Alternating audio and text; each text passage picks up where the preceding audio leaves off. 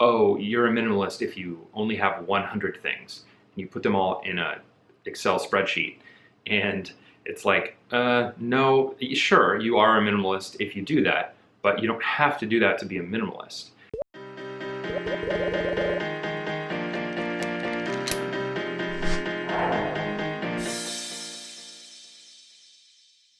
Hey everyone, I'm Anthony from breakthetwitch.com, a blog about intentional living in the digital age.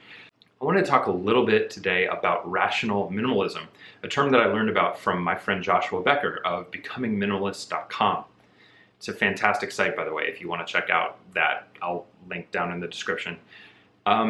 He talks about rational minimalism, where he lives in the suburbs and they still have stuff, toys, for their kids, things like that. But instead of just constant consumption and always having new gadgets and kind of like finding this lifestyle that works for him, that allows him and his family to do wonderful things, like start a nonprofit recently called The Hope Effect and all kinds of amazing stuff. I also see a lot of vloggers which run fantastic vlogs, but they talk about things like how not wearing underwear anymore makes their life so much easier and so much more comfortable and convenient. And I'm not, to be fair, I'm not quite there yet. I don't know if you are, but that is just not something that seems appealing to me.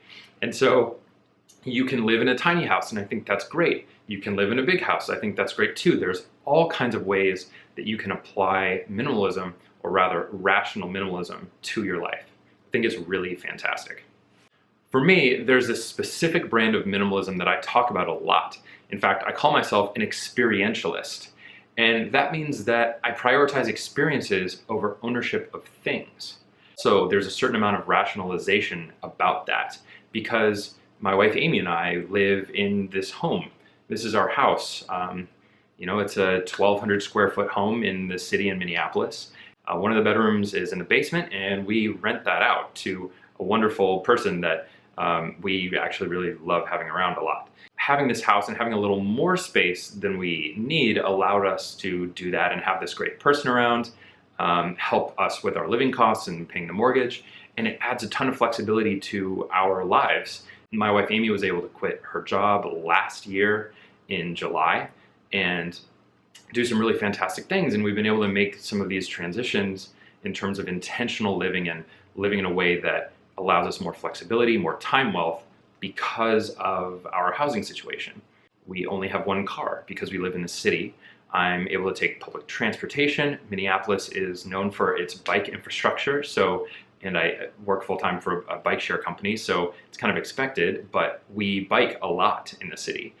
We could take it down a notch and we could sell the car, and we could use Car2Go to get around, which is a car share service that we're in the neighborhood for. We could use Metro Transit, which is our bus system. It's really fantastic, and we have made the intentional decision to live in a place that has access to all those things. It's really nice for us to have the one car, and it fits within our budget, and it makes sense for us.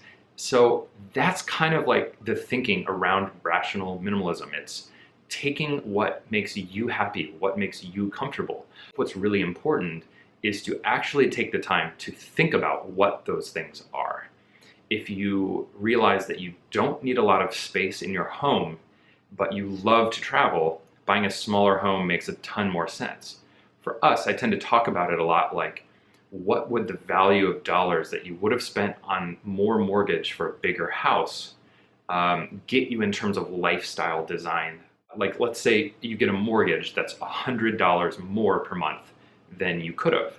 So you get a slightly bigger house, and that nets you $100 a month of mortgage that you're ending up having to pay. That $100 a month could more than be spent. I mean, that's more than enough to have someone come and clean your house top to bottom once a month. By choosing to spend the $100 on either nothing and saving it, or having someone clean your house, do those types of things, you're effectively freeing yourself up. You're reducing the kind of stress of having to do the deep cleaning things on your house, and you just have less space so that you don't really accumulate as much too. There's all kinds of benefits to it. But again, it's finding that balance that works for you.